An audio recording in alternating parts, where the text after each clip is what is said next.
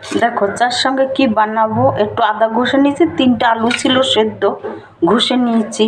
এবার এতে একটু কর্নফ্লাওয়ার দিয়ে দিলাম 3 চামচের মতন, 1 চামচ দিয়ে দিলাম আমি ময়দা, তারপরে দিয়ে দেবো একটু ভাজা মশলার গুঁড়া আর একটু জোয়ান দিয়ে দেবো কাঁচা লঙ্কা,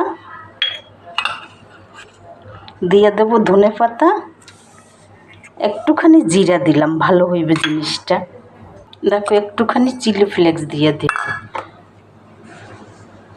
আর স্বাদ অনুসারে নুন দিয়ে দিলাম, একটুখানি গরম মশলা দিলাম, আরও ভালো হবে জিনিসটা। এবারে সব কিছু আমি মেখে নেব।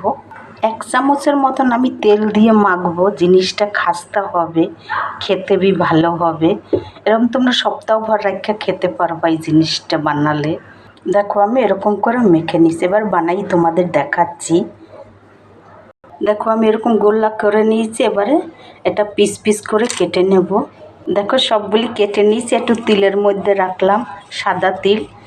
এই দেখো, দেখো হাতের কাছে কিছু না থাকলে এরকম একটু চটপট বানাইয়ে নাও, চায়ের সঙ্গে খেতে থাকো। এদিকে তেল ভি আমার গরম হয়েছে, এই যে বেশি আজে ভাজবা না, পুড়ে যাবে, কম আজে ভাজতে লাগবে, মিডিয়াম আঁচ।